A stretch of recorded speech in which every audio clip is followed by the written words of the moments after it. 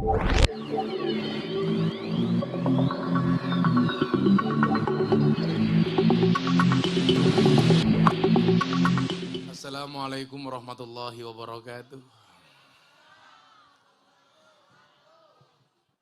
Hamdan wa syukran lillah, salatu wassalamu ala rasulillah, Sayyidina wa maulana Muhammad ibni Abdillah, wala hawla wala quwata illa billah, amma ba'da. Hadratal mutaromin, para masyayikh, para kiai, wabil khusus Ketua Yayasan As-Salafiyah, Kiai Agus Nasrul As-Salafiyah, SPDI, beserta jajaran Dewan Guru, asatidz, dan pengurus yayasan yang saya muliakan. Para pejabat yang berkenan hadir yang saya hormati, adik-adik sekalian, santri putra dan santri putri Pondok Pesantren As-Salafiyah Subang yang berbahagia.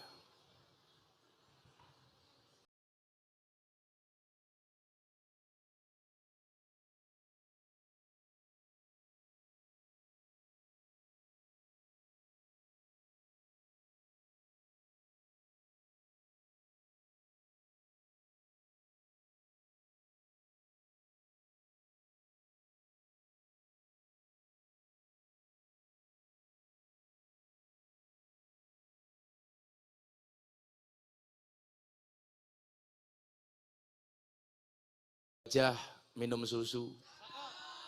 Hai anak-anak As-Salafiyah, I love you.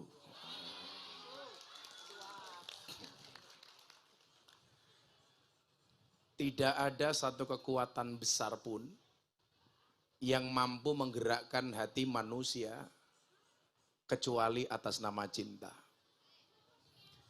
Maka cinta itu menjadikan sesuatu yang berat menjadi ringan, yang besar menjadi kecil, yang sebenarnya menjadi problem menjadi peluang, yang sebenarnya kita tidak mampu tapi dimampukan. Kenapa? Karena dengan dorongan rasa cinta dan mahabbah. Contoh, pengabdian seorang santri kepada kiai. Itu kalau dilihat secara nalar dan logika berat. Tapi bagi santri nggak ada yang berat, kiai. Kayak contoh kemarin saya di Ponorogo, ada santri nyuguh di atas meja saya. Itu jalan dari jarak 50 meter, dia sudah laku dodok. Jadi jalannya sambil duduk, jongkok. Orang bilang itu berat. Itu berat karena nggak cinta, Pak. Tapi kalau cinta menjadi ringan. Coba ibu-ibu di sini. Sebenarnya panas. Tapi bukan sebuah masalah, kenapa? Karena cinta. Dan orang jatuh cinta itu ciri-cirinya harus bahagia. Karena kalau sedih namanya jatuh tempo. Ini saya melihat wajah-wajah bahagia, insya Allah wajah-wajah calon penghuni surga. Nah, Bapak Ibu yang saya muliakan, beberapa hari yang lalu saya pengajian di Cilacap. Kebetulan ini hari-hari terakhir saya di Indonesia, Kiai. Karena besok tanggal 17 saya berangkat ke Hong Kong. Tanggal 19 pulang untuk nonton Argentina.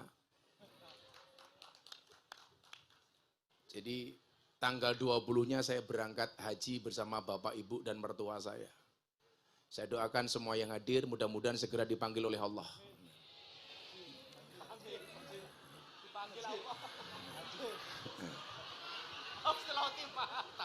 Kok tambah husnul khotimah keprimen. Segera dipanggil oleh Allah untuk ziarah Makkah Madinah. Saya itu Pak Kiai Agus, sebenarnya awalnya saya hanya mendaftarkan bapak ibu saya, bapak ibu mertua saya, sama istri saya. Karena saya sudah setiap tahun haji. Tapi ternyata apa? Wallahu fi aunil abdi maka nal abdu fi auni akhi. Allah itu akan menolong hambanya, manakala sang hamba mau menolong saudaranya. Saya mengajikan bapak ibu saya 6 orang. Mahal karena haji furodah, per orang 500 juta. Saya udah tak ngaji jadwalnya banyak. Sahabat saya, jamaah saya, Mas Raffi Ahmad, telepon saya, Gus, saya tuh pengen haji tahun ini. Dan sudah saya niatkan, kalau saya berangkat haji, yang nemeni Gus Miftah. Akhirnya saya membayari haji bapak ibu saya, Haji saya dibayari sama Mas Raffi Ahmad. Ya sorry Kiai, Kiainya artis sih. Gitu. Kan kalau di Jakarta saya terkenal sebagai Kiainya artis dan silet British. Gitu.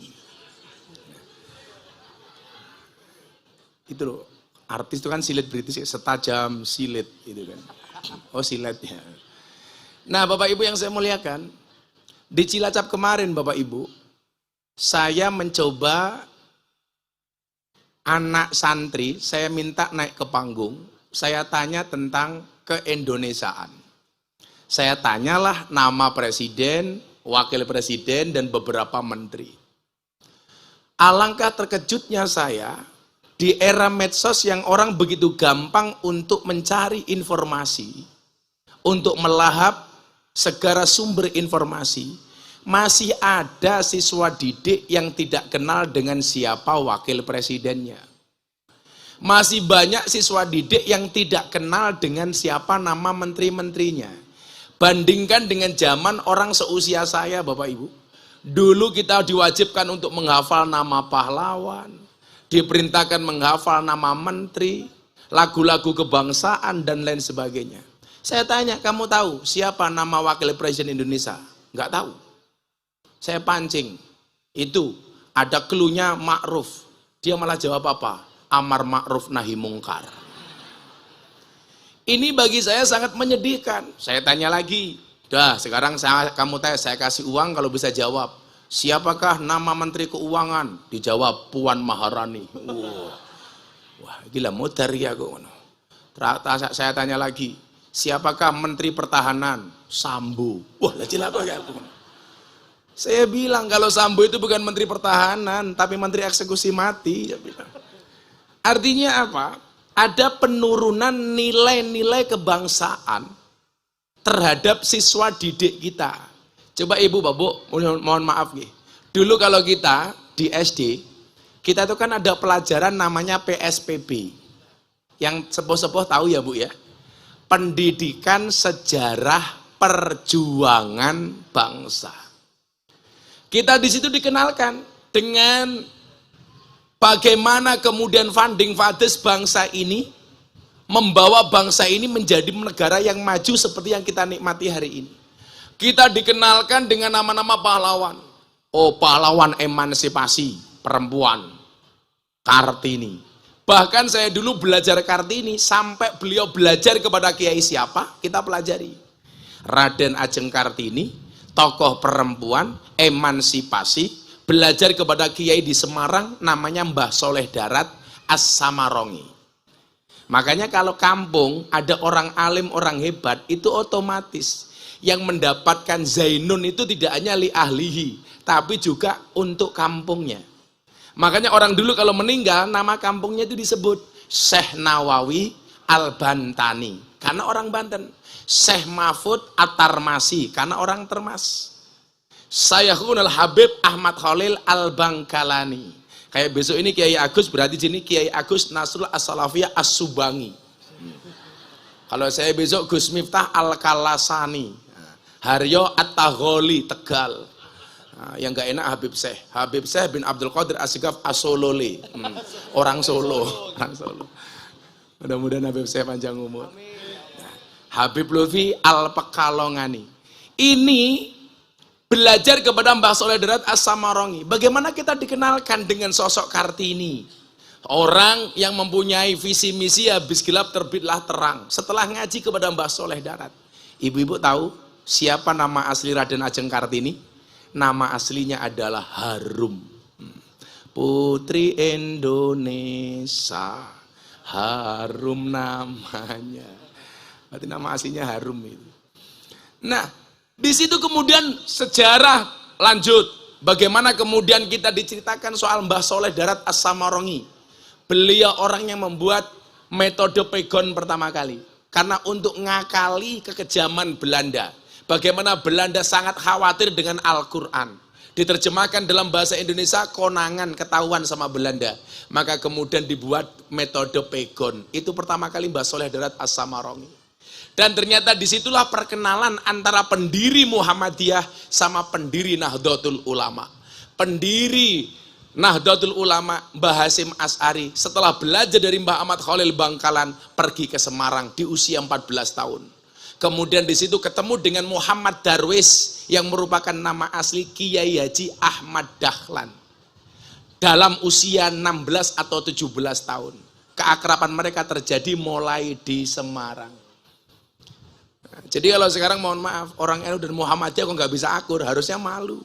Sama Mbah Hasyim, sama Mbah Muhammad Darwis. Maka tanggal 3 April kemarin ketika saya diminta ceramah di hadapan Presiden untuk yang kesekian kalinya, mungkin anak-anak Ansor tahu, kader muda NU yang paling sering diundang oleh Presiden adalah Gus Miftah. Maka hari itu Pak, Indonesia dalam genggaman saya. Kenapa? Karena saya imam sholatnya Pak Jokowi. Jadi Pak Jokowi manut saya perintah Pak. Gitu loh. Saya mau sholat tengok ke belakang, sawu sufufakum bis sholah, luruskan dan rapatkan softnya di dalam sholat. Pak Jokowi jawab, nggih Gus, bagus. NU itu harus pede itu. Ya kan saya senang ini ada peci-pecinya NU. Saya doakan masuk surga. Ya, pecinya. NU kok nggak pede? NU harus pede. Anak-anak orang bilang begini, anak santri NU itu modalnya cuma sarung. Jangan lihat sarungnya, tapi lihat ilmunya goblok. Isinya. Jangan isinya dong. Nah, perkenalannya di sini. Saya bilang kemarin sama Pak Jokowi pas acara itu. Ini Indonesia itu selama NU dan Muhammadiyah beriringan. Aman Pak. Benar. Muhammadiyah bukan musuh kita, dia partner dalam kebaikan untuk orang Indonesia. Bedanya NU dan Muhammadiyah kan satu. Kalau anak kiai NU dipanggil Gus, anak Ustadz Muhammadiyah guys. Jadi NU Gus, Muhammadiyah guys. Itu saja. Itu. Kalau NU ada Rois Am, Muhammadiyah ada Amin Rais. Gitu saja kan itu. Tapi ya itu tadi, karena hebatnya Gus Dur ya. Saya itu kemarin lihat wawancaranya Pak Yusuf Kala kayak. Pak Yusuf Kala ditanya, Pak Yusuf Kala kemarin nyalon presiden, Anda habis berapa? Dijawab 2 triliun. 2 triliun Pak.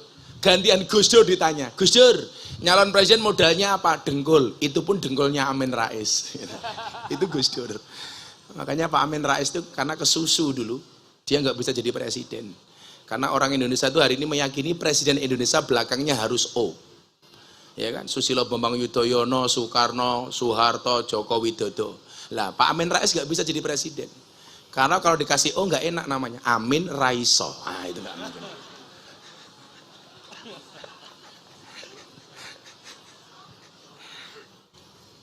Nah, Bapak Ibu yang saya muliakan, sejarah-sejarah itu kemudian harus kita ajarkan kepada siswa didik kita.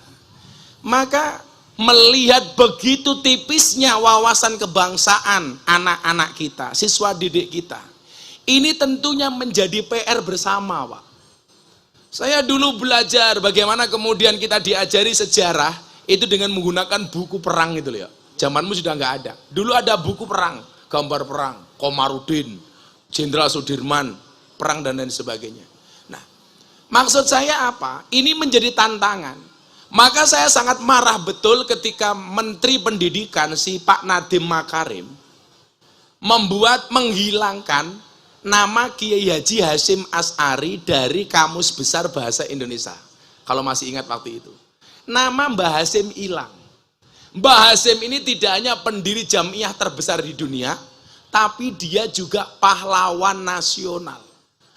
Di saat kita lupa dengan nama pahlawan, nama Mbah Hasyim justru dihilangkan. Kita mohon maaf Bapak Ibu, sudah banyak anak siswa kita yang nggak tahu siapa itu Cut Nyadin, Cut Mutia. Tahunya siapa? Cut Keke, Cut Tari, Cut Mini. Kita sudah nggak hafal dengan lagu-lagu perjuangan yang dulu kita wajib untuk menyanyikannya Pak. Karena itu bagian dari hubbul waton minal iman. Sekarang yang paling banyak bukan lagi hubbul waton minal iman, tapi hubbul wadon minal iman. Sehingga ini menjadi problem. Maka dulu ada survei mengatakan begini, Jawa Barat itu termasuk provinsi yang paling tertinggi terpapar paham radikalisme dan intoleransi. Itu bukan bahasa saya, itu bahasa survei. Dianggap apa? Dianggap menurunnya nilai-nilai kebangsaan itu paling besar di Jawa Barat. Maka kasus-kasus intoleransi dan radikalisme itu dianggap tinggi. Apalagi sekarang setelah munculnya isu Az-Zaitun. As-Salafiyah nggak kayak Az-Zaitun toh Gus? Kan aku takut.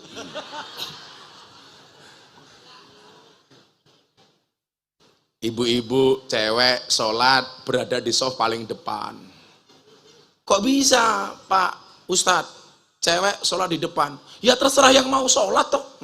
Sholat sendiri kok diatur-atur. Lah, iki kepiye iki aku. Kemarin ketika ditanya sholat berjarak. Kenapa kita sholat berjarak? Karena manusia itu keteknya bau. Wow. Kan gak nyambung banget ya. Karena bau, sholatnya berjarak. Supaya khusyuk, tidak bau bulu ketek temannya. Iki kok ampumen, tapi luar biasanya Pak Kiai. Az-Zaitun tuh mau masuk, itu bayarnya mahal, SPP-nya mahal. Yang membuat saya jengkel apa? Ternyata kenapa mereka bisa eksis? Ada sekian nama pejabat yang menjadi backingnya. Ini kan kurang ajar.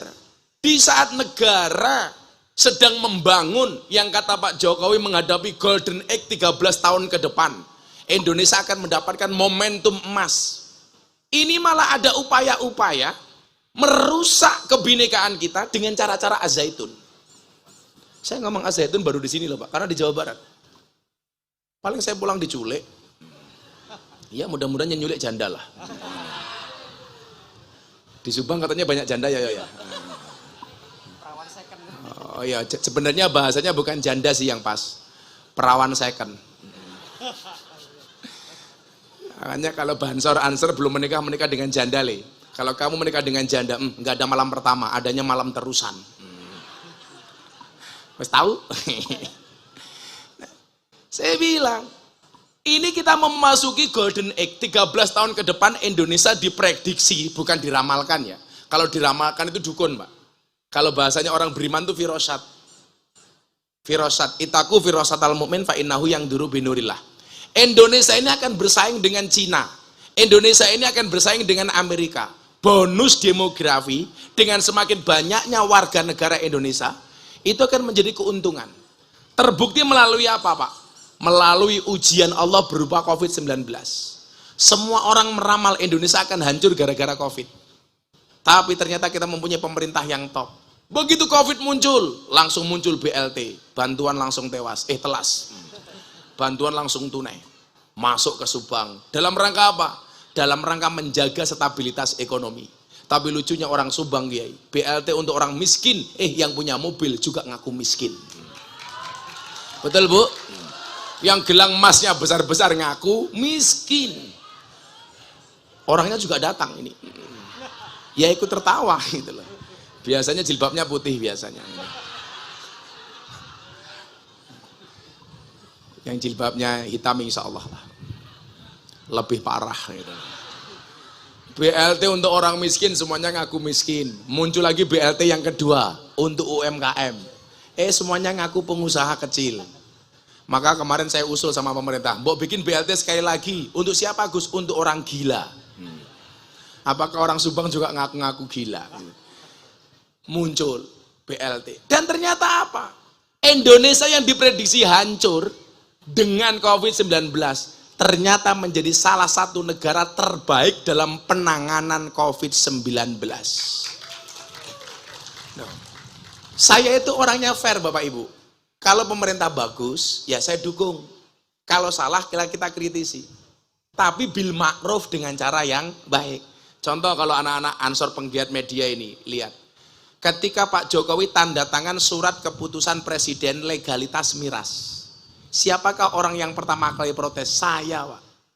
Saya langsung konferensi dengan sekian banyak wartawan di Jakarta, saya bilang, saya mohon maaf Bapak Presiden, saya Miftah Maulana Habibur Rahman, menolak dengan tegas keputusan pemerintah soal legalisasi miras. Kenapa? Karena keharaman khomer dalam Al-Quran itu qat'i, mutlak, tidak bisa ditawar-tawar. Maka saya menolak kalau miras dilegalkan. Bapak Presiden mohon izin, satu-satunya minuman keras yang layak dan boleh dikonsumsi adalah es batu. Anda tahu, jam 2 malam saya ditelepon sama Pak Pratekno, Mensesnek, beliau bilang, Gus, kritikannya Gus Miftah didengarkan sama Presiden. Insya Allah besok dibatalkan. Sehari setelah saya protes dibatalkan, Pak. Langsung nama saya trending Twitter nomor 2. Trending Twitter nomor 1. Wulan Guritno, kasus perceraiannya. Trending topik Twitter nomor 2, Gus Miftah. Menunggu berakhirnya masa iddah Wulan Guritno.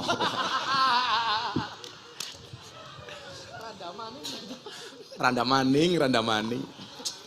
Kebetulan anak-anak Jakarta itu yang banyak ikut saya ngaji, Pak. Itu justru para janda itu. Ya, kelas-kelas seperti Aura Kasih, Wika Salim, Selin Evangelista, Nikita Mirzani. Orang pada benci sama Nikita bla bla bla. Kalau saya enggak, itu potensi dakwah bagi saya. Semakin dia nakal, semakin saya nekat untuk dakwah. Orang tuh salah. Nikita Mirzani itu kelas 3 sanawiyah di Gontor Putri Mantingan, Jawa Timur. Dia keluar belum sempat lulus, Pak. Dia pakaiannya seksi, tapi ya sholat. Orang Timur Tengah itu banyak yang pakaiannya berukut tapi nggak sholat. Lah orang Indonesia itu aneh, kayak Nikita Mirzani pakaiannya terbuka, tapi sholat. Ya besar. Pahalanya, kamu mikir apa? Mas, aku bilang besar, Mas Banser jawab susunya.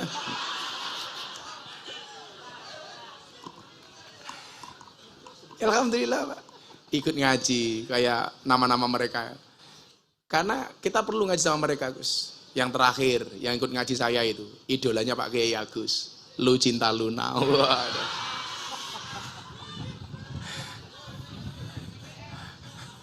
Kayaknya wayu, begitu peluk Inyong, businya keluar. Nah, artinya apa? Pola-pola ini harus kita bangun. Ketika Mbah Hasyim Asy'ari membuat resolusi hubul waton minal iman, ini menjadi tantangan bagi kita bagaimana anak bangsa ini tidak lupa dengan sejarahnya, Pak. Dengan sejarahnya. Maka saya minta Pak Kiai Agus ya, ada space kosong di pondok, itu saya minta tolong dikasih gambar-gambar pahlawan, foto-foto pahlawan. Atau anak-anak kita di asrama, di kamar, saya minta per asrama silakan memasang gambar pahlawan yang diidolakannya. Setuju Bapak Ibu? Ini harus kita buat, Pak. Dulu kalau mbah kita tuh keren lagi, Pak Kiai Agus. Bagaimana menggambarkan anak-anak kita supaya mencintai Indonesia. Dulu orang tua kita, mbah-mbah kita itu kalau pasang bendera kayak gini, Pak, merah putih, itu di depan rumah. Biasanya rumah terdahulu itu di depan rumah dikasih bendera merah putih, kemudian pisang raja, kemudian padi satu satu ikat. Belanda marah, Pak. Merah putih diturunkan. Karena ini mengusik kenyamanan Belanda. Ternyata mbah kita tidak patah semangat. Apa yang mereka lakukan? Setiap kali buat rumah, kayu yang paling besar di tengah itu namanya apa kalau di Subang?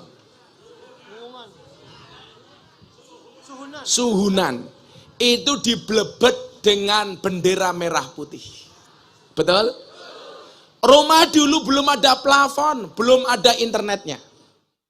Ethernet kok internet. Melujo. Rumah dulu nggak ada plafonnya, Bapak Ibu, nggak ada ethernetnya. Sehingga apa? Orang duduk di ruang tamu ngopi-ngopi begini, lihat ke atas, muncul semangat keindonesiaannya, merah putih.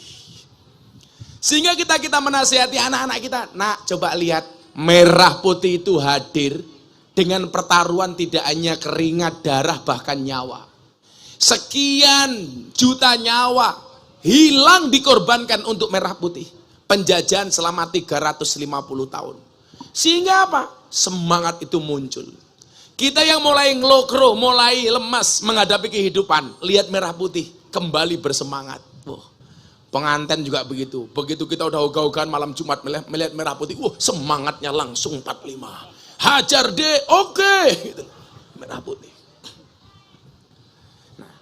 Dulu saya itu dikenalkan sama kiai saya, Kiai Haji Syuhdi Mubarak, pengasuh Pondok Pesantren Bustanul Ulum Jaya Sakti Padang Ratu Lampung Tengah. Bagaimana saya mencintai Mbah Hasyim Asy'ari? Saya kelas 3 sanawiyah. Kamar saya Pak, ditemplei gambar Nahdlatul Ulama, kemudian sampingnya dikasih gambar Mbah Hasyim Asy'ari.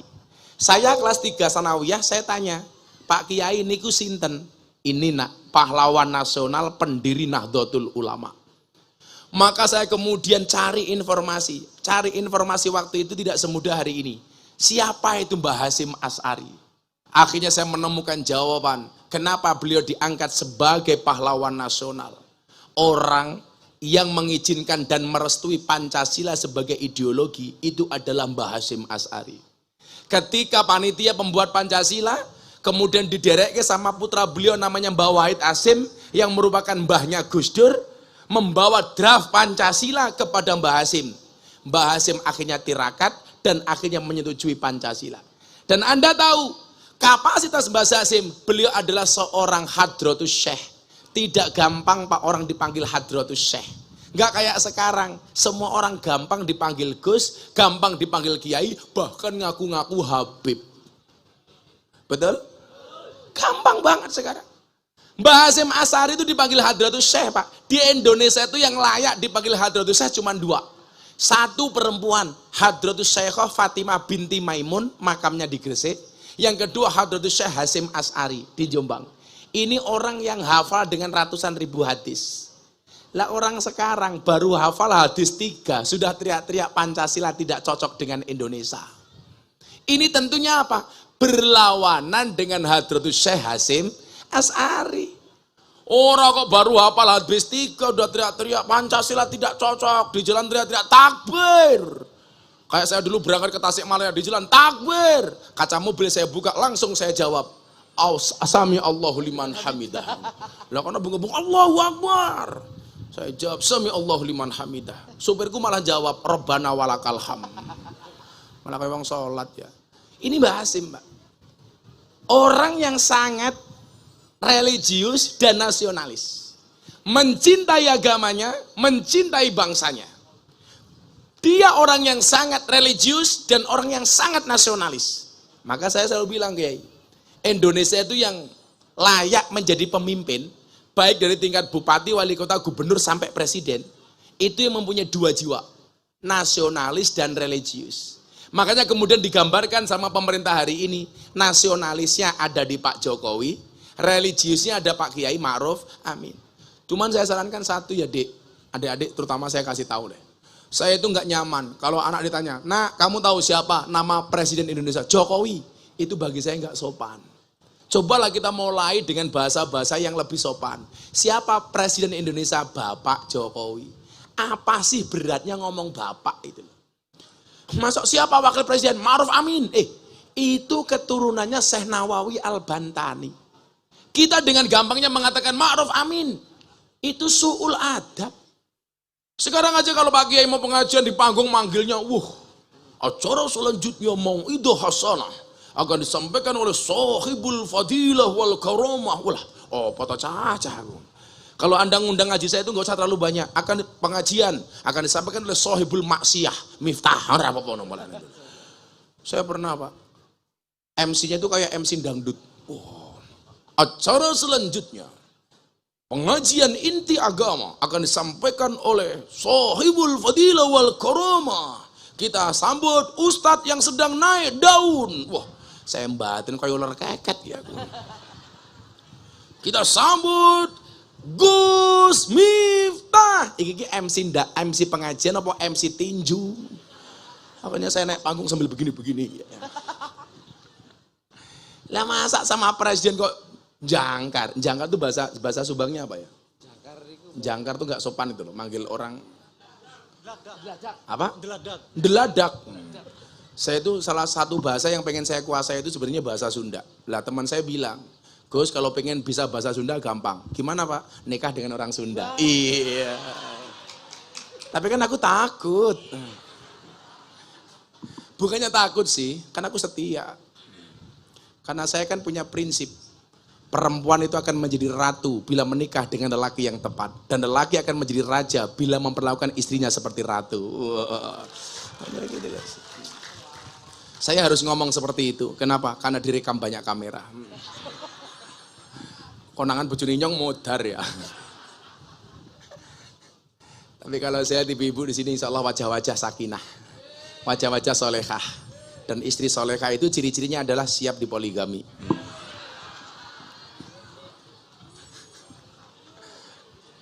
Setuju ibu-ibu? Oh, itulah.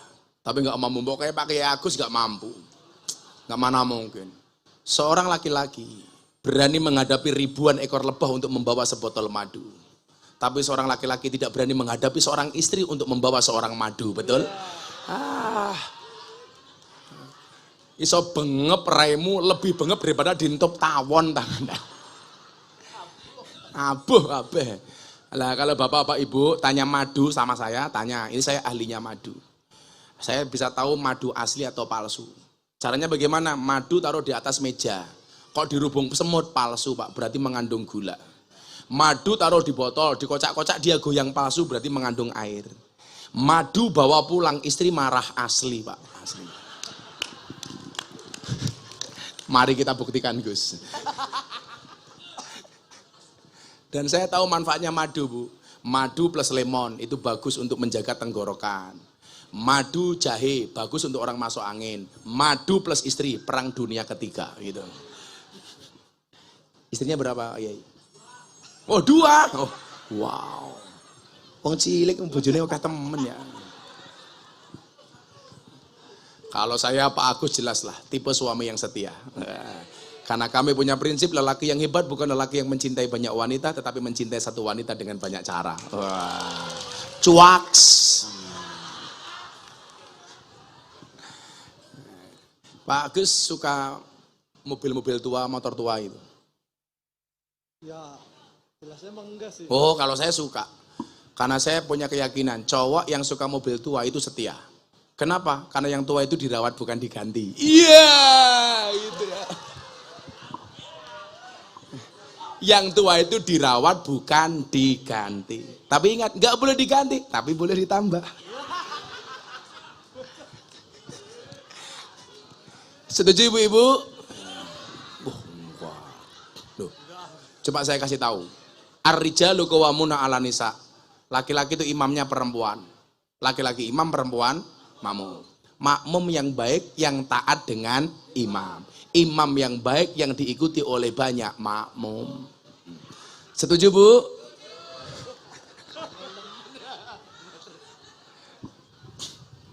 Nah, Mbah Hasyim Asy'ari ini.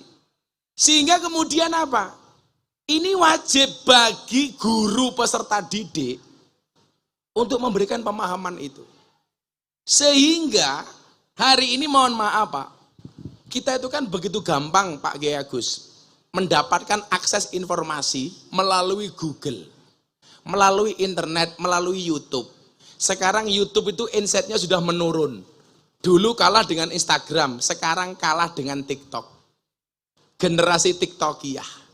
Saya nggak tahu kalau ibu-ibu itu punya TikTok apa enggak. Biasanya kalau ibu-ibu usia-usia sepuh itu punyanya bukan TikTok, tapi Facebook. Kayak kemarin saya ada orang, ibu-ibu usia 60 tahun janda, bikin status di Facebook. Ada enggak ya yang mau jadi imamku? Langsung tak jawab, ada Bu Israel. Wis tua 60 tahun. Kewer-kewer. Masih cari imam. Itu kayak santri saya Pak Agus. Santri saya itu kan boleh bawa HP Pak. Karena saya minta mereka kreatif, dakwah dengan medsosnya. Kalau malam HP disita, dikasih dalam rumah. Lah saya kadang-kadang sama istri itu kalau di rumah iseng. Kadang-kadang masih ada chattingnya santri itu belum dihapus. Nah, saya ada santri putra, WA sama santri putri. Dek, mau nggak kamu jadi makmumku? Dengan santainya, santri putri jawab, sorry mas saya sudah sholat.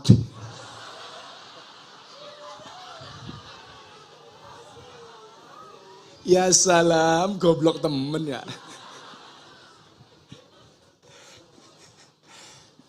Ada lagi, cowok namanya Wahyu. Nembak cewek. Ceweknya nggak pernah mau. Saya tanya, Mbak kenapa kamu ditembak Wahyu nggak pernah kamu terima. Mohon maaf ya, saya nggak bisa menerima wahyu. Karena kalau saya menerima wahyu dikira nabi.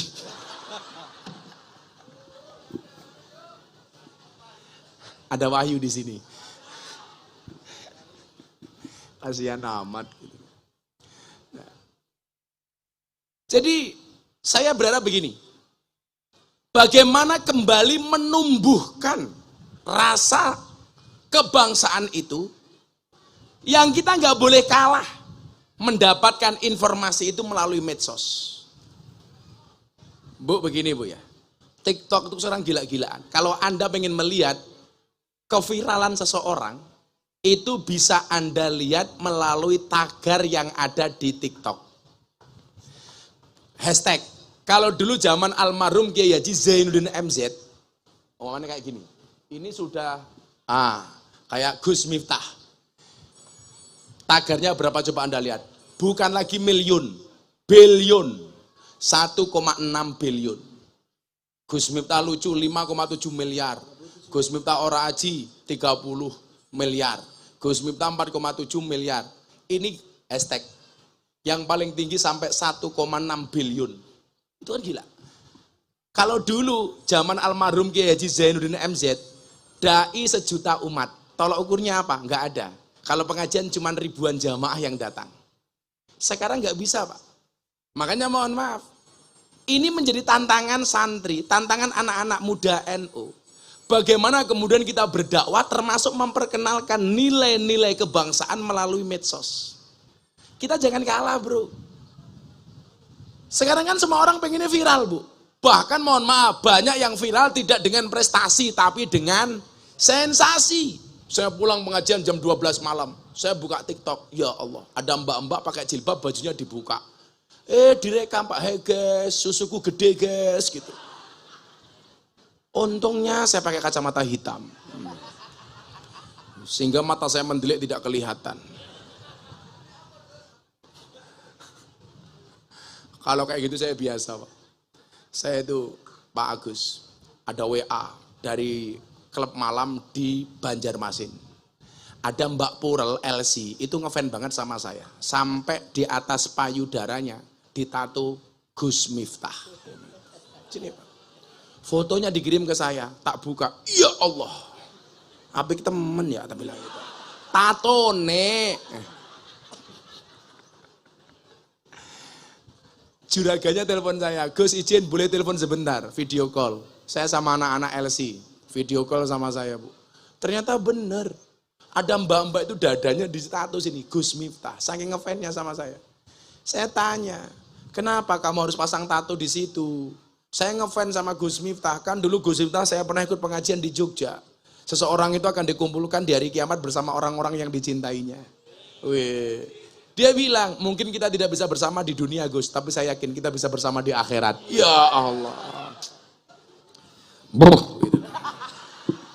Kan aku jadi ingin. Saya bilang sama dia, tato kamu itu bagus dek, salahnya satu, apa kurang turun dikit.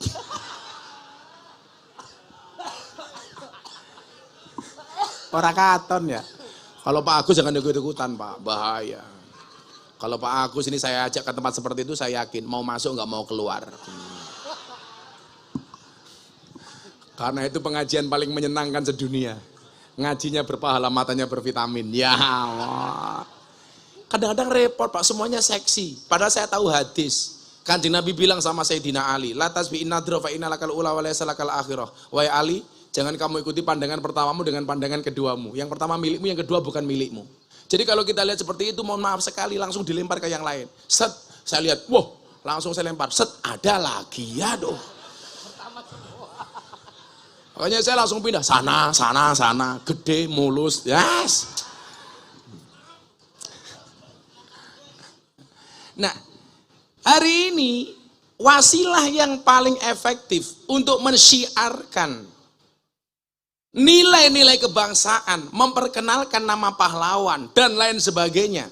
Termasuk sosialisasi 4 pilar kebangsaan yang saya bilang dengan PBNO.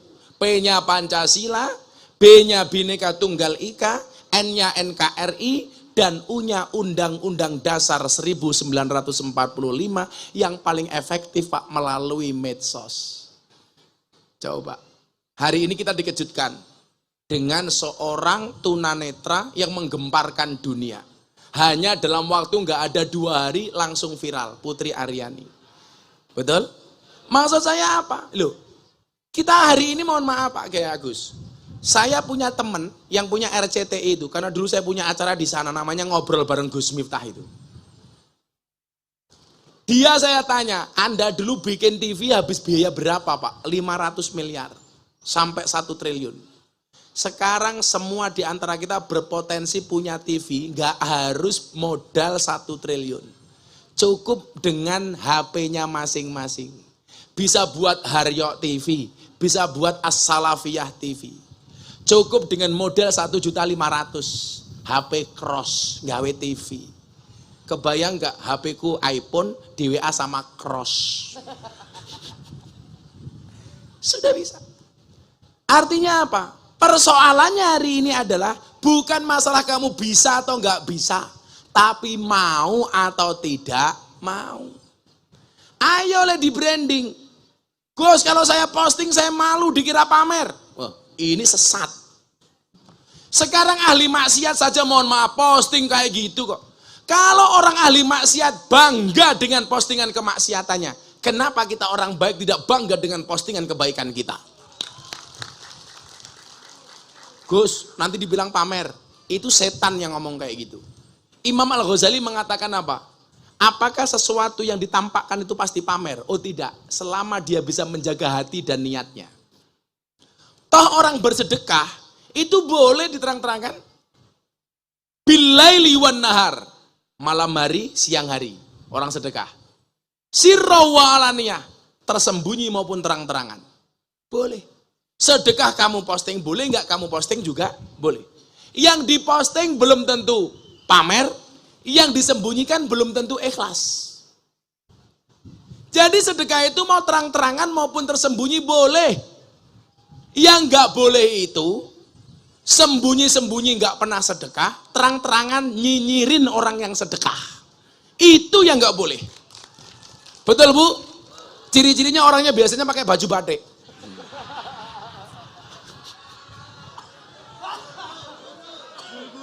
Oh guru tuh. Muridnya yes.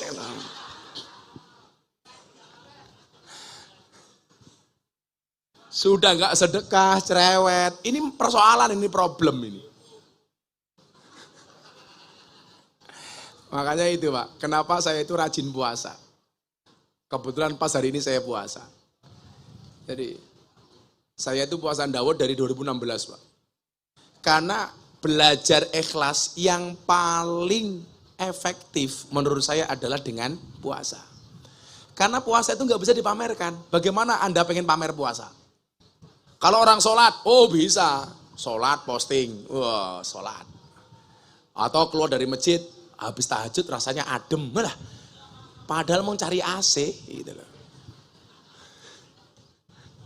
Kadang-kadang sholatnya difaseh-fasehkan. Saya ada itu. Jadi baru menikah Pak Kiai. Dia imam sama istrinya sholat. Setiap kali sholat yang dibaca cuma 2. Rakaat pertama kul, rakaat kedua inna.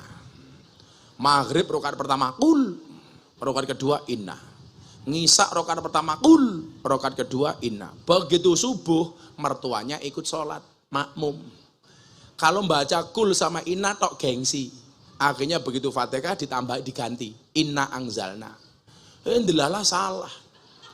Inna anzalna fi lailatul qadr. Kan salah. Yang kan harusnya jar majrur fi lailatil. Membacanya fi lailatul. Mertuanya ustadz langsung diingatkan dari belakang. Til. Lah dia nggak terima, sudah bertahun-tahun membacanya fi lailatul kok kenapa til? Diulangi lagi. Inna anzalnahu fi lailatul qadr. Mertua tambah keras. Til. Akhirnya yang ketiga benar. Inna anzalnahu fi lailatul qadr. Diteruskan salah maning. Wa ma adraka ma lailatul qadar. Padahal yang kedua yang benar tul. Bacanya til. Mertuanya teriak. Tul. Akhirnya dia manut. Wa ma adraka ma lailatul qadar. Begitu ayat ketiga, dia bingung, andilau antara dilema dan galau. Lailatul apa lailatil? Nanti saya tul, mertua saya til. Saya til, jangan-jangan mertua saya tul. Til, tul. Tul, til. Akhirnya tengok ke belakang, ke Perimen Park.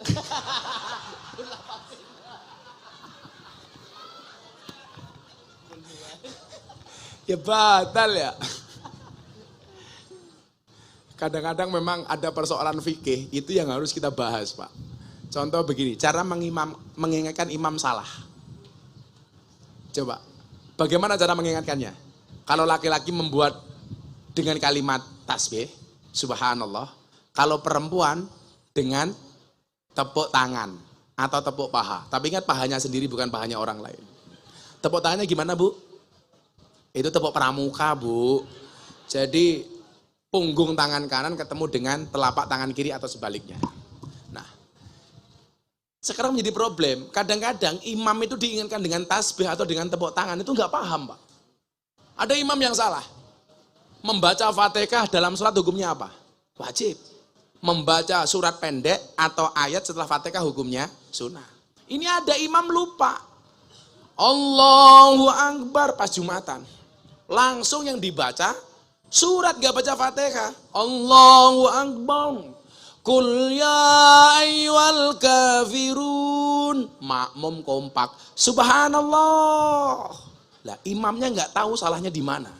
Dikira kurang fasih, difasih-fasahin. Qul ya ayyuhal kafirun. Makmum semakin keras. Subhanallah. Imam tambah stres. Diulangi lagi, Gus. Ya ayyuhal kafirun. Akhirnya makmum belakang imam teriak kenceng banget. Fatihah. Pertanyaan saya, Fatihah itu bacaan sholat apa bukan? Bacaan sholat apa bukan? Bukan. Fatihah. Pertanyaan saya, sholatnya batal apa enggak? Batal, bukan bacaan sholat toh. Sandinge, sampingnya malah bilang, ra kena ngomong. Ya batal. Sampingnya ada guru as-salafiyah bilang, untung aku nggak ngomong deh. Ya batal.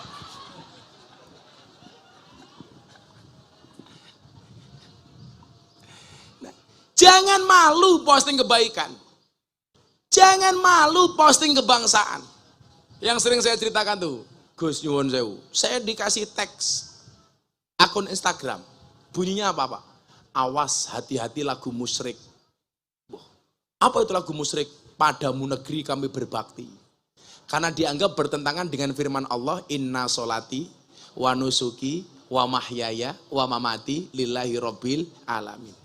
Mereka yang nggak paham saja bangga dengan postingan seperti itu. Kenapa anak Ansor nggak bangga untuk menjawab pertanyaan itu? Saya dibilang itu musyrik. Saya bilang, pemahamanmu itu salah. Ini namanya jaga sembung bawa golok, nggak nyambung blok. Gitu loh. Ini namanya pemerkosaan ayat. Dia nggak bisa membedakan bagaimana berbakti kepada Tuhan dengan berbakti kepada negara. Sama halnya ketika di Boyolali orang guru mengharamkan siswa didiknya untuk hormat kepada merah putih. Alasannya apa? Alasannya dianggap apa? Berhala. Ini kan ngeri sekali pemahamannya. Dan itu sekarang marak, terpaparnya siswa didik itu melalui media sosial. Lah kita yang waras, harus dong. Kayak saya ditanya, apakah benar Gus, musik itu hukumnya haram? Lalu saya bilang, tinggal dilihat dari konten musiknya. Kalau musik yang mengajak kepada kemesuman, lagu Thailand umpamanya, kuwi lagu apa kayak gitu. Loh, ya apal Pak, kan aku kiai ini wi. Kiai ini Sari Hitam ya. Kiai ini Doli. Nanti maning, Semarang, Sunan Kuning, Ambarawa, Bandungan. Nah, kayak gini. Kok Pak Guru matanya melotot? Ijo. Kalau ini klub malam, kalau lokalisasi bukan ini. Kalau lokalisasi yang kemarin saya bagi-bagi mukena di lokalisasi Gang Sono, Tretes Pasuruan. Saya bagi 680 mukena. Lah ini kalau ini lokalisasi ini. Saya perwakilan anak-anak official, saya minta datang untuk membagi 680 mukena kepada mbak-mbak penjual kroto. Itu. Wah.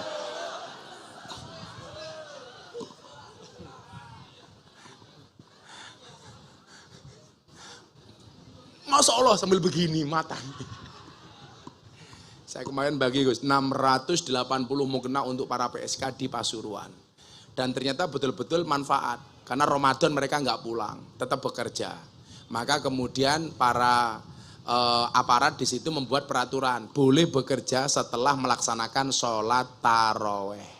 Jadi akhirnya mereka melaksanakan sholat taraweh berjamaah sebelum jualan kroto. Saya telepon, saya iseng lah telepon. Dok, kalian nggak pulang? Enggak bah, kita tetap bekerja untuk ngasih THR bapak ibu di rumah. Dapat duit, alhamdulillah dapat bah. Kok bisa? Iya berkah Ramadan. Cangkeme aku. Ngawur temen ya. Alhamdulillah. Nah, ini tantangan bapak ibu. Bagaimana mengenalkan pahlawan cinta tanah air kepada mereka, anak siswa didik kita, dengan cara sesimpel-simpelnya. Kenapa? Saya punya dua alasan begini. Ada dua kecemerlangan bangsa Indonesia. Ini saya kemarin dapat data ini, saya ikut seminar Pak Menteri Pertahanan Pak Prabowo Subianto. Saya dikasih, Gus, ini tolong kamu sampaikan. Pas saya ikut seminar kebangsaan. Data dari Kemhan ini. Ada dua kecemerlangan bangsa Indonesia. Yang pertama, di dalam memilih bahasa kebangsaan yang bukan bahasa mayoritas. Coba, kalau bahasa kebangsaan harus bahasa dari mayoritas, harusnya bahasa kebangsaan kita bahasa apa? Jawa, Pak. Paling banyak kan? Ya kan? Ternyata mbah-mbah kita dulu tidak memilih bahasa yang mayoritas. Kalau yang digunakan bahasa mayoritas, orang Subang dituntut untuk bisa bahasa Jawa. Yang lucu Suriname, Pak. Saya itu berapa kali dapat undangan pengajian di Suriname, tapi saya belum berani datang. Jauhnya minta ampun, Pak. Sini Belanda itu sudah 18 jam, dari Belanda ke Suriname masih 18 jam. Jadi penerbangannya 36 jam. Saya bayangke di pesawat 36 jam, lak tepos bokong inyong. Saya dulu sering diajak sama almarhum Mas Didi Kempot. Maestro almarhum Didi Kempot itu di sana sangat-sangat diidolakan. Terus mereka bilang, bah, apa ditunggu tuh di Suriname? Mereka masih ada selamatan, Pak. Mereka sholatnya tidak menghadap kiblat, tapi menghadap ke barat. Karena mbahnya di Jawa dulu sholatnya menghadap ke barat. Mereka masih ada tahlilan kayak kita macam-macam. Suriname itu luar biasa, Jawa banget. Dan ternyata mbah kita tidak memilih bahasa kebangsaan bukan bahasa yang mayoritas. Kenapa?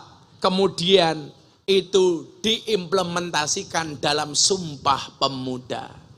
Berbahasa satu, bahasa Indonesia. Kemudian yang kedua apa? Founding Fathers berhasil merumuskan Pancasila sebagai falsafah dan dasar negara yang melandaskan bahwa bangsa Indonesia adalah bangsa yang mengakui dan menghormati kebinekaan. Yang bangsa majemuk yang terdiri dari menghormati semua suku. Jawa menghormati Sunda. Sunda menghormati Jawa. Ini saja yang di sini, mohon maaf, saya Jawa, jadi kan Sunda apa? Sunda ini ngapak. Ngapakiyun. Ngapakiyah. Saya dulu ngaji pertama di rumahnya bapaknya Mas Haryo, almarhum Ki Ento Susmono, dalang paling terkenal se-Indonesia. Itu Pak Entus. Itu saya ditawari ngerokok, padahal saya tidak merokok. Ditawari ngerokok pakai bahasa ngapak. Orang kepenak, Pak. Pak kiai isuk-isuk ngobori cocot kayak gini. Cocotnya siapa ya? Itu, ini ngapak. Ini aja udah beda. Sunda, Jawa, ngapak. Dengan segala keindahannya. Jawa dengan ngapak, bedanya apa? O sama A. Jawa, sego. Ngapak, sega. Jawa, boto. Ngapak, bata. Jawa, loro. Ngapak, lara. Apa maning yuk? Koco, kaca. Semongko, semangka. Kandal, apa kayaknya orang langka. Iya, enggak diteruskan gitu loh. Begitu masuk Sunda, beda lagi kan bahasanya? Beda. Nah, kaditu, kadunya, tai meduduk dinyaknya gitu. Enggak ada F, adanya P. Bola poli. Enggak bisa fabi ayyi ala rabbikum atukadim, enggak bisa pabi ayyi ala rabbikum atukadim. Sunda. Makanannya pun juga beda, Pak. Jogja manis. Ngapak gurih. Sunda asin pedes. Ini dari segi itu saja sudah berbeda. Yang lucu ada orang ngapak masuk kampungnya orang Sunda. Begitu masuk kampungnya orang Sunda nginjak kotoran. Orang ngapak teriak, "Tai ini siapa kie?" Dijawab sama orang Sunda, "Iya mah taina urang." Nah, mulai terjadi konflik. Karena orang menurut orang ngapak sama orang Sunda beda. Orang menurut orang ngapak itu udang, menurut orang Sunda saya orang. Akhirnya, "Taina siapa kie?" Dijawab sama orang, "Iya mah taina urang." Orang ngapak langsung teriak, "Inyong ra percaya. Masak taine urang gedene sekiye."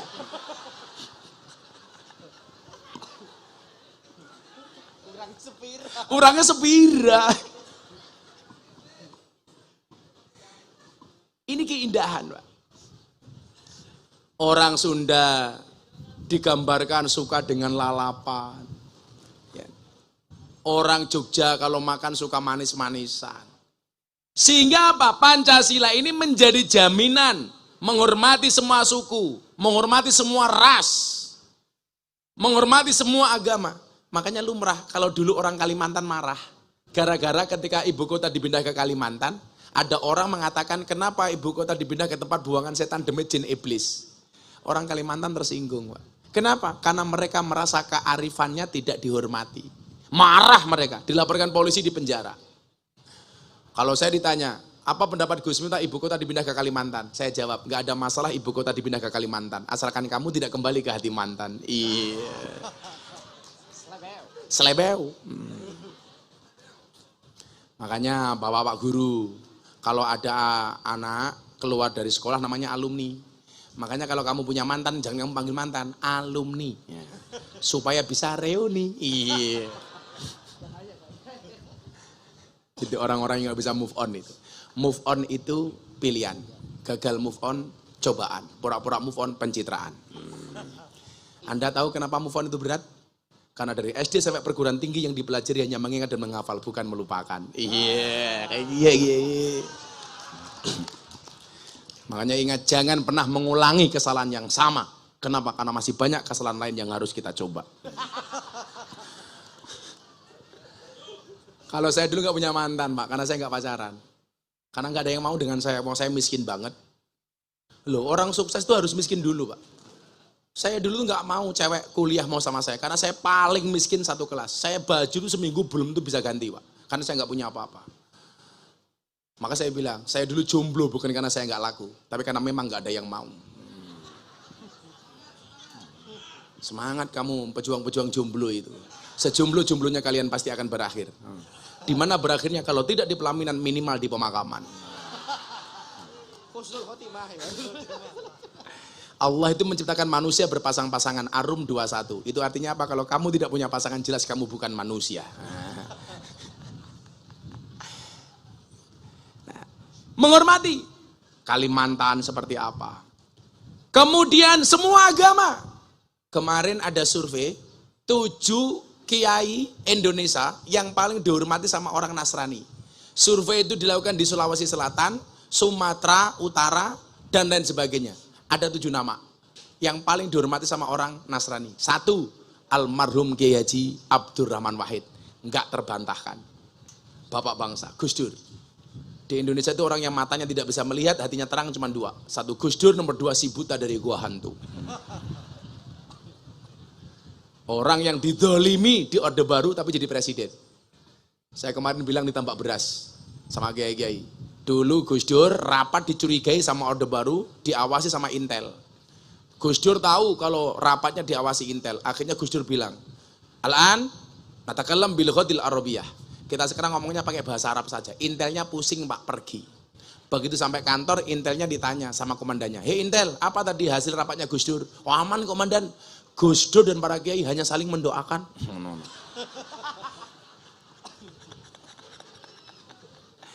Repot ngelawan Gus Dur itu. Kemudian kiai kedua yang paling dihormati sama orang Nasrani adalah almarhum Kiai Haji Zainuddin MZ. Yang ketiga, almarhum Kiai Haji Hasyim Muzadi, mantan ketua umum PBNU. Yang keempat, Profesor Buya Syafi'i Ma'arif, mantan ketua umum Muhammadiyah. Yang kelima, Profesor Dr. Quraisy Shihab, Tafsir Al-Misbah. Yang keenam, Profesor Dr. Kiai Haji Said Agil Sirot, orang kita Cirebon. Dan yang ketujuh, Al-Fakir Miftah Maulana Habibur Rahman. Saya sama Pak Said kebetulan sama-sama prof. Pak Said profesor, Gus Miftah provokator. Provokator kebaikan. Kalau ibu-ibu hati-hati ngaji sama Gus Miftah provokator poligami. Saya nggak pernah poligami, Bu. Kalau saya ditanya Gus Miftah menikah lagi, saya nunggu takdir. Kalau memang ada takdir, saya tidak bisa melawan takdir. Kalau nggak ada takdir, saya menciptakan takdir saya sendiri. Enggak, Bu, enggak, aman. Aman. Alah sak pinter-pinter kiai, Bu, digetak sama suami sama istrinya, goblok dadak. Sehebat-hebatnya Pak Kiai Agus, dibentak sama istrinya, bloon di tempat. Nah itu loh. Inyong bae, Laki-laki itu kalau di luar kayak macan, Pak, di rumah kayak kucing. Perempuan kok dilawan. Perempuan itu kan satu, mau dimengerti nggak pernah mau mengerti. Serius. Perempuan itu kalau disakiti nggak pernah lupa, kalau menyakiti nggak pernah ingat. Serius. Betul Pak? Yang jawab keras betul, ya karena pengalamannya seperti itu Pak. Berkali-kali itu.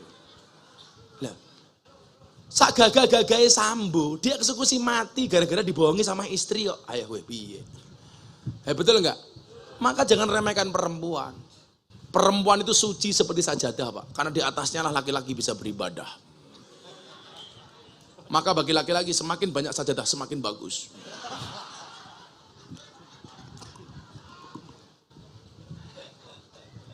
Maka ibu-ibu harus tahu, laki-laki itu seperti soda Bu.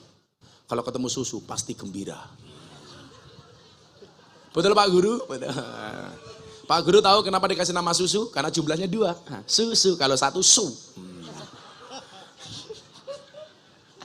Kalau 3 susu. Kayak saya Muktamar NU di Lampung sama Nikita Mirzani, saya ngopi. Samping saya Nikita Mirzani, saya ngaduk kopi. Difoto sama anak-anak Gus, dikirim ke WA Group. Wah, Gus minta ngopi susu. Iya, kopinya diaduk, susunya dilirik. Iya kayak gini. Ya jadi kuliah. Pancasila mengajarkan kepada kita menghormati semua suku. Ya ada Sunda, Jawa. Saya mau tanya adik-adik, Anda tahu ada berapa suku bangsa di Indonesia? 1.700 lebih suku bangsa. Ada berapa bahasa? 739 bahasa. Ada berapa pulau? 17.000 pulau. Ada berapa agama? 6. Ini semuanya diakui oleh Pancasila. Semua bahasa daerah, termasuk Sunda, Jawa, dan lain sebagainya. Aing kabogosia, itu benar. Benar. Itu apa artinya? Saya pacar kamu. Oh, saya pacar kamu. Kamu bukan kamu, nggak mau aku. Kan kamu cowok. So, saya pacar kamu. Teneh anggar.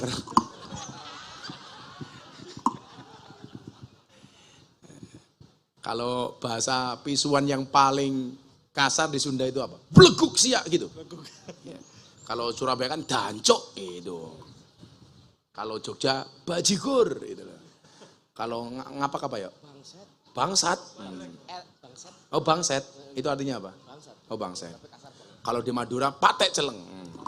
Asu ireng gitu. Kalau di Lampung kampuang, anjing. Makanya dulu ada kan di Malang ada ustadz yang mengusulkan sholat 2 bahasa. Yang tua-tua masih ingat ini. Jadi dia usul namanya Muhammad Yusman Roy. Panggilannya Gus Roy. Dia pengen sholat itu 2 bahasa Pak. Bahasa Arab dan bahasa yang dipahami. Jadi kalau orang Jogja, Allahu Akbar, Allah niku ageng. Orang Surabaya, Allahu Akbar, Allah niku gede banget. Orang ngapak, Allah gede banget kayak gue. Begitu masuk ke Subang, Allahu Akbar, Allah teh ageng. Langsung Allah bilang, Allah kok dibilang teh. Itu diharamkan. Kenapa? Karena tidak sesuai dengan kaidah sallu kama ra'aitumuni usolli. Nah, maka Bapak Ibu, pemahaman seperti ini hendaknya kita sampaikan kepada siswa didik kita, Gus. Supaya lebih menghargai kebinekaan, menghargai perbedaan, tahu dengan sejarahnya, paham dengan Pancasilanya, apal dengan nama-nama pahlawannya. Kalau itu yang kita lakukan, insya Allah masa depan bangsa Indonesia baik-baik saja. Amin, Allahumma amin. Saatnya sesi tanya jawab. Silakan Anda bertanya, saya menjawab. Satu pertanyaan saya kasih 300.000. Wah. Ya. Oh, mic-nya Haryo mati. Angkat tangan. Oke. 2 cewek, 2 cowok. 2 cewek, 2 cowok. Baik, untuk yang berani maju angkat tangan. 2 cowok, 2 cewek. Siswa Pak, siswa. Ini diutamakan santri bukan sontrot ya. 2 cowok, ayo. Cowok 2, ngacung. Yang berani maju. Ayo Mbak, 1. Sini tuh ngorong Siswa. ngupil. Yang belakang, siswa. 1. Ayo Dek, cewek. Cewek, siswi, santriwati. Kalau nggak ada santri putri janda nggak apa-apa. Mas, Yang cewek, duduk sini Mas. Nah, duduk sini Mas. Yang cewek santriwati, maju Mbak, 1. Kurang 1 ceweknya. kocok selokan. Santriwati tuan 6. Aneh temen ya. Santriwati 1 lagi. Ayo Mbak, ayo Mbak. Kurang satu santriwatinya. Ayo santri putri. Ah, Bu Ade diantar Bu Ade, iya. Ayo ini dulu yuk yang sudah di sini. Ini yuk yang sudah. Sip, yuk. sip. Oke. Kasih mic. Masa dulu ini yang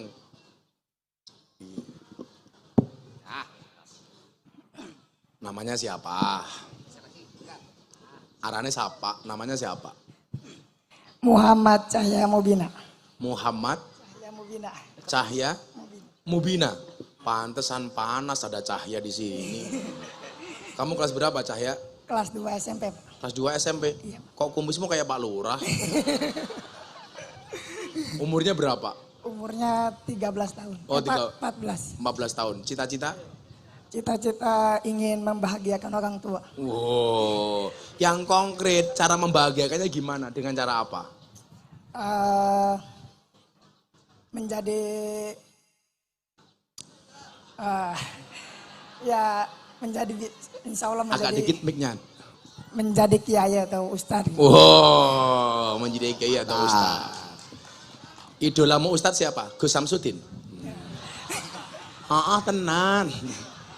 Idola pesantren apa luar? Terserah. Kalau luar Ustadz Abdul Somad. Wah, keren. Kalau dalam Pak Kiai siapa? Kalau dalam pakai Kiai Haji Lukmanul Hakim. Lukmanul Hakim. Kalau gurumu siapa yang kamu idolakan? Enggak ada. Oh siapa? Kalau guru siapa?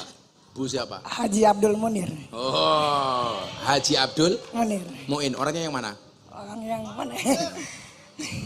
Oh, itu pasti kamu disuap kamu sama Pak Haji Abdul Muin. Gak apa. Pertanyaannya apa? Kamu panggilnya Cahya, Ahmad apa Mubina? Cahaya. Oh Cahya. Cahya bahasa Arabnya apa? Cahaya bahasa Arabnya. Bahasa Arabnya apa? Cahaya bahasa Arabnya apa? Oh, Nur. No. Ya, kalau bahasa Subangnya ngorok apa? Ngupil. Ya, bagus. Oh belum. Kamu kalau pengen jadi ustadz gak usah besar-besar perutnya. Kayak Gus Miftah gini. Cowok itu kalau perutnya besar biasanya burungnya kecil.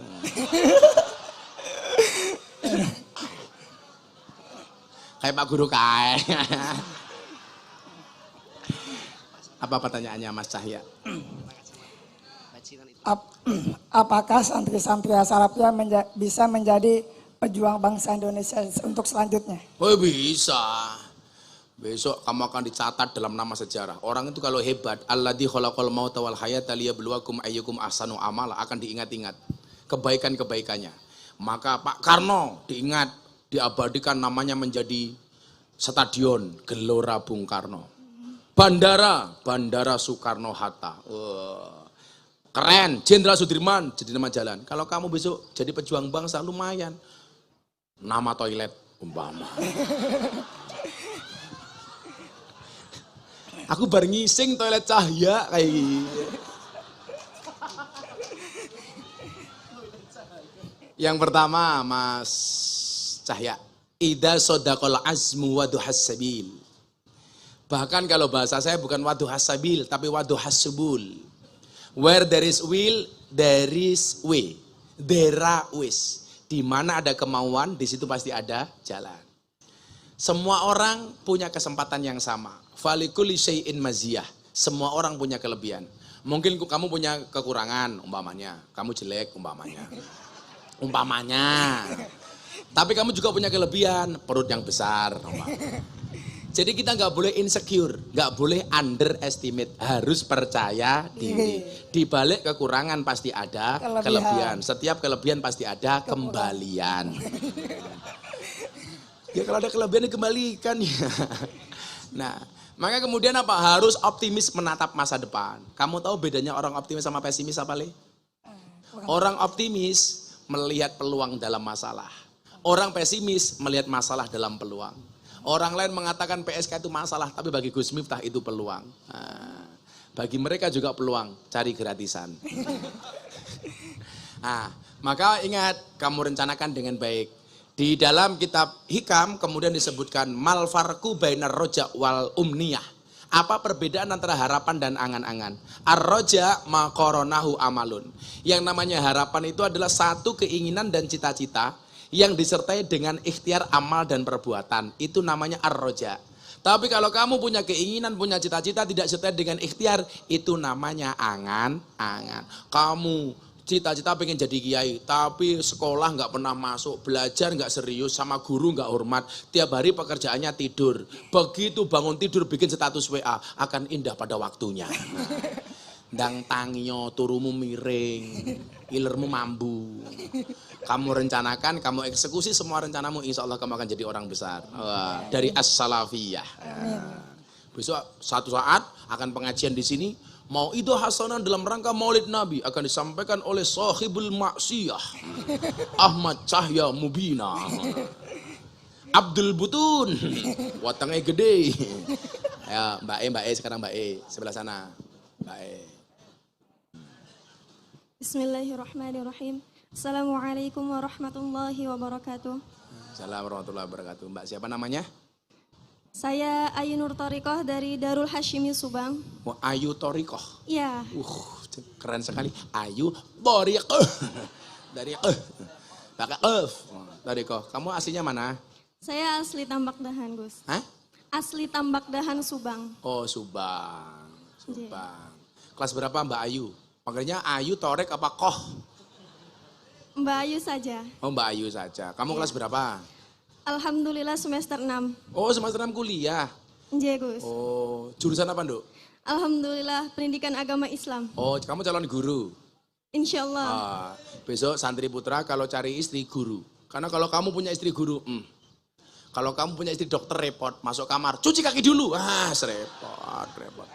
Repot. Gitu loh. Kalau kamu punya istri guru kayak Mbak Ayu, masuk kamar, kamu langsung ditanya, "Papa, masih ingat pelajaran kemarin?" Iya. Kamu jawab, "Lupa Mama." Nah, Bu Ayu langsung bilang, "Ayo Papa, ulangi lagi." Iya, kayak gitu. Tenan. Besok berarti gelar kamu apa, Dok? SPD? Apa SPDI? SPD. SPD, Sarjana Penuh Dosa. Enggak. Ayo Mbak Ayu, apa pertanyaannya? Pas hari kemarin, saya scroll TikTok. Ada yang mengatakan bahwa roh kita itu harus merdeka. Tapi saya mempunyai pendapat lain, bahwa roh merdeka itu, kalau roh itu merdeka berarti kita mati dong. Iya. Nah, jadi saya mencetuskan pikiran-pikiran saya yang lain. Jadi begini, maksud daripada kata merdeka, apakah itu terbebas dari penjajah saja? Jika kita memaknai kata merdeka bebas dari penjajah saja, saya percaya bahwa generasi-generasi Islam kita ini sedang dijajah, tetapi tidak secara fisik, tetapi secara pemikiran dan secara idola. Itu akan menjadi penjajahan tanpa harus bersenjata. Senjata yang paling ampuh itulah HP. Nah, jadi pertanyaan saya begini, Gus. Apa sayang? Apa sayang? Gimana Beb? Saya percaya, Gus, bahwa kata merdeka itu memiliki berbagai macam rahasia. Jika Gus berkenan memiliki anggapan-anggapan dari kata merdeka yang sangat dalam, saya minta untuk diperjelaskan kepada kami semua yang ada di sini bahwa kita tidak boleh satu pandangan saja tentang kata merdeka, Gus. Seperti itu. Sedalam perasaanku padamu ya. Kalau menurut Mbak Ayu, definisi merdeka itu apa? Merdeka itu yang terbebas dari segala yang menghalangi. Contohnya? Contohnya sangat simpel sekali, seperti Indonesia yang ingin merdeka tetapi tidak ada yang menghalangi, seperti penjajah yang ingin menguasai negeri kita ini. Kalau kita ada penghalang nggak? Ya Ada, ada toh, 1, 2, 3, 4 matane. Aduh, sorry. Si Cahya, kamu suka Mbak Ayu ya? Sorry, kamu sama Mbak Ayu beda pemikiran. Kamu mikir Mbak Ayu mikir Gus Miftah.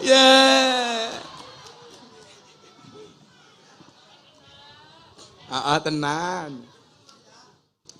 Jadi saya dulu pas kuliah itu ada mata kuliah namanya Etika Pendidikan Islam. Di situ kemudian kitabnya saya lupa. Itu ada babakan pembahasan, judulnya adalah At-Tarbiyatul Khurriyah. Itu artinya apa? Itu kan senada dengan tulisan Paul Freire. Apa? Pendidikan pembebasan. Pendidikan kemerdekaan lah. Anak-anak PMI itu kan bacanya ngeri, Pak. Marxis, Karl Marx, Paul Freire, gitu. Renaissance. Sebenarnya PMI ini geleng banget. Kitab lali sing diwaca sing bangsa-bangsa ngono kuwi. Tapi saya akhirnya diingatkan sama guru-guru saya, "Oh, kamu nggak boleh. Kamu bacanya kayak gitu tapi kitabnya ditinggalkan." Lah, ada namanya At-Tarbiyatul Khurriyah. Apa itu berarti? Pendidikan kebebasan. Artinya apa? Merdeka di dalam berpendidikan adalah ketika guru dan murid punya hak yang sama dengan kewajiban masing-masing. Artinya adil itu kan tidak harus sama, Dok. Pemahamannya adil itu apa? Wadu'u syai'in fi mahallih. Meletakkan segala sesuatu sesuai dengan porsinya. Contoh, belangkon itu tempatnya di kepala, maka nggak boleh saya taruh di kaki. Sepatu tempatnya di kaki, maka nggak pantas kalau ditaruh di kepala. Itu namanya adil. Nah, pendidikan pembebasan, pendidikan merdeka, bebas itu apa? Bukan berarti kemudian murid dengan guru walaupun punya hak yang sama, tetapi sama secara keseluruhan. Pasti dengan batasan-batasan berbeda. Contoh begini, Pak. Saya itu kuliah dulu suka demo. Tapi yang saya demo dari dosen saya atau rektor saya, itu bukan personalnya, tetapi kebijakannya. Di saat kemudian kita berbeda pendapat di kelas, kita tajadal berdebat, saya pegang satu etika. Kadang-kadang kan begini, murid atau mahasiswa ketika punya kesempatan membantai guru atau dosennya, itu dilakukan di depan teman-teman yang lain. Itu bagi saya murid yang tidak beretika. Kalau saya dulu ada kesempatan dosen saya bantai, Pak. Tidak saya lakukan di situ. Secara normatif saya menjaga kewibawaan seorang guru.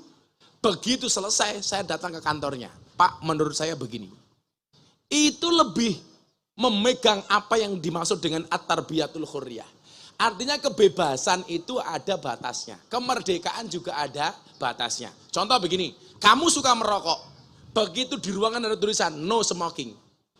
Kemerdekaan kita dibatasi apa enggak? Dibatasi dengan peraturan itu. Maka enggak ada, Dok. Merdeka yang mutlak itu enggak ada. Enggak ada. Suami itu merdeka sebagai imam. Halah, nyatanya ketemu bojo galak, rampung. Ayo. Apalagi besok istrinya pinter bernarasi kayak Ayu, modar we, ayo. Dek, aku njaluk kelon, coba sampaikan ke saya. Apa itu definisi kelon? Hayas, rasido. Gagal maning gitu. Nah, artinya kemerdekaan orang itu beda-beda, beda-beda. Kemerdekaan saya dengan kamu itu berbeda. Contoh kemarin ada capres telepon saya. Gus, tolong saya dibantu. Pencapresan saya di tahun 2024. Saya nanti minta Gus minta jadi menteri agama. Saya bilang, oh saya nggak mau Pak. Saya nggak pernah mau pengen jadi menteri. Apalagi menteri agama. Saya nggak mau, kenapa? Karena kalau saya jadi menteri, saya jadi pejabat.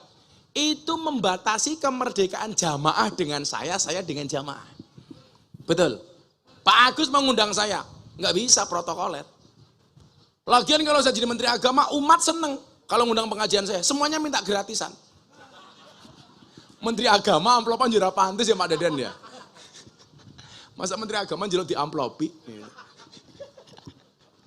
Nah, maka saya berpikir begini Mbak Ayu. Kalau saya menerima tawaran jadi pejabat, itu sama halnya saya membunuh kemerdekaan jamaah dengan saya. Artinya apa? Nggak ada kemerdekaan yang mutlak. Mau nggak mau kita dihalangi oleh aturan. Kalau memang kemerdekaan itu harus full mamane, saya nggak boleh dihalangi oleh apapun. Saya pengen makan apa bebas. Yang terjadi apa? Seperti selebgram makan kulit babi diposting dengan menggunakan Bismillahirrahmanirrahim. Itu kebebasan yang tidak bertanggung jawab. Kita kan merdeka, nggak boleh dihalangi, tetap ada etika.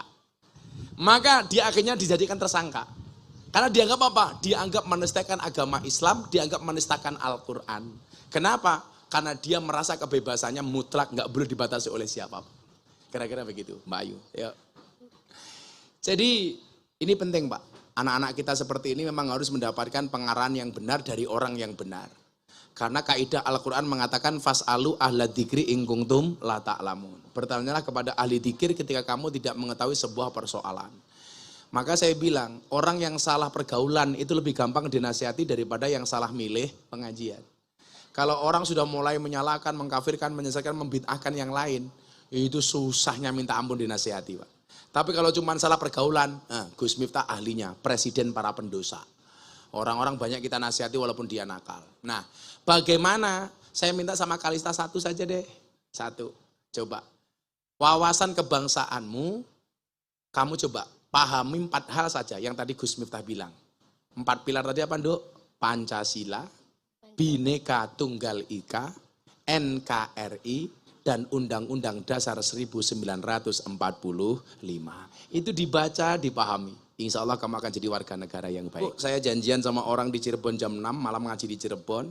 Saya minta maaf atas segala kekurangan. Mudah-mudahan sowan saya ke sini Pak Agus, sedikit bisa memberikan gambaran bagaimana kita mencintai bangsa ini. Amin Allahumma amin. Terima kasih. Assalamualaikum warahmatullahi wabarakatuh. Waalaikumsalam warahmatullahi wabarakatuh.